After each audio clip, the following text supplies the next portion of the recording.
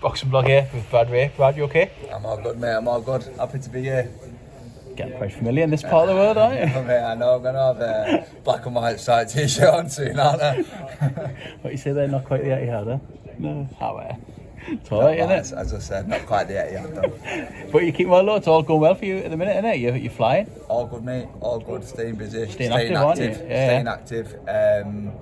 And yeah, you know, just enjoying it. Just enjoying what I'm doing. Enjoying being in the gym, and you know, happy to get in there on Saturday night in another tough test. Last time out must have been a bit of a dream come true for you. That like Manchester Arena, Brookcon, undercard, knocking that kid out first round in that. What a night that must have been. 100%. You know, they're the type of nights that I've dreamt of since being a little kid, and you know, it was kind of everything just fell into place. You know, it was a perfect night in my hometown at the arena we used to go when I was a kid, on such a massive stage, big platform, huge and pay-per-view boxer. You know, we got the job done in the first round, which is, you know, the night before a fight when you lay in bed, it's what you dream about. So you know, like, it couldn't have gone any better, but that's in the past now, and I'm looking towards the future, ready for Saturday. I think you won a few quid that night, didn't you? I think a few people fancy the Brad Rea early starters, didn't they? That's the one.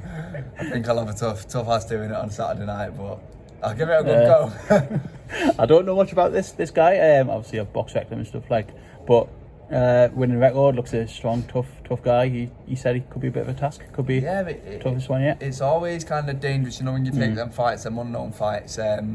We've done our homework. We've managed to find bits on him, but he's still got like unknown quantity about him. And you know, I think one of the better aspects of my game is kind of being able to adapt, being able to feel someone out. So I'm confident that after a few rounds, you know, when I've kind of weighed him up, I'm going to have his number, and then, you know, he's only ever been stopped once. Like you say, he's dangerous, hits hard, big, strong, knocks a lot out, but, you know, I don't think he's going the distance. I'm going to make a statement and put him away. Was it always the plan to keep this busy? Like, you know, obviously after the last time, didn't seem that long ago, you know, that undercard, Brookcon, and here you are, like, straight out again, and you're just really sort of getting your name out there and getting the exposure and the platform, Sky Sports and stuff. I'd box every week if they let me. Would you actually? I love it, man. I love it. Not on a week off, like? I just love it. Absolutely. You know, this is my life, and I love fighting. And yeah, you know, I want to stay as busy as possible. I'm Saturday night, get the job done. I'm going to be straight on to everyone. Right, what's next? Come on, I need to know. And yeah, you know, hopefully got any shows next weekend. Would you take a bit of time off over the summer, or like take a bit, see your pals and get yourself out and about? Definitely, you know, when I get my downtime, I like just doing your normal stuff that you miss out on during camp. Going to the pub, having a few beers. You seem to have a good party after the last one. No, I've seen you in Instagram. Yeah, it was good. We had a good laugh, you know. My lot like a party, especially on the Boxing Days, and you know, I get a good turnout, especially in Manchester. But yeah, well, you know what, I think. I say this, I'm just having a chilled one, but I don't think I will this time, to be fair. It's supposed to be a bit nuts, Newcastle in it, so we'll see.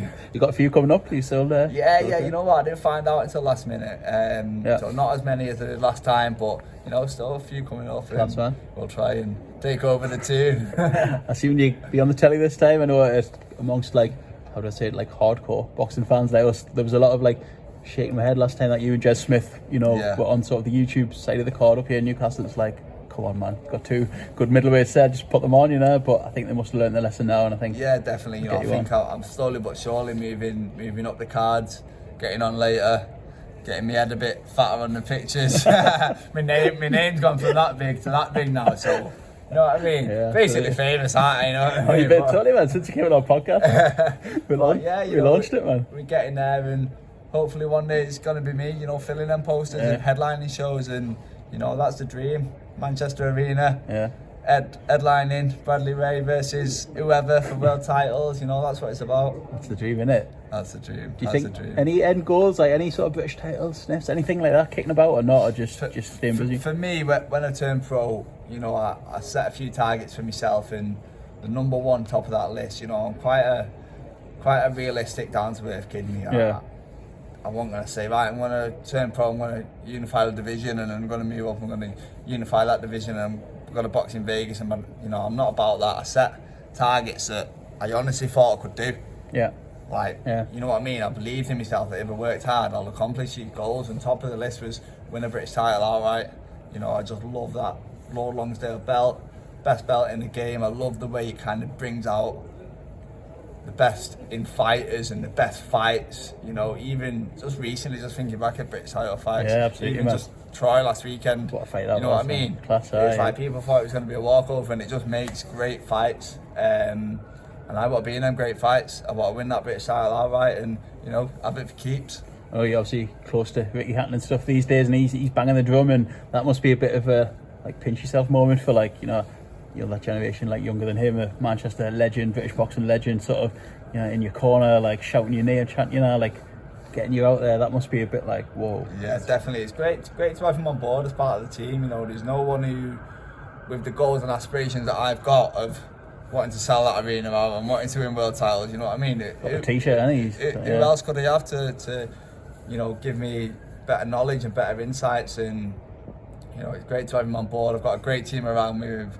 my head coach Blaine and my manager Steve Wood, and obviously Boxer and Sky are on board now, and I feel like I've got the team to kind of take me to the top, and it's a slow and steady step-by-step process, but I feel like we're getting there.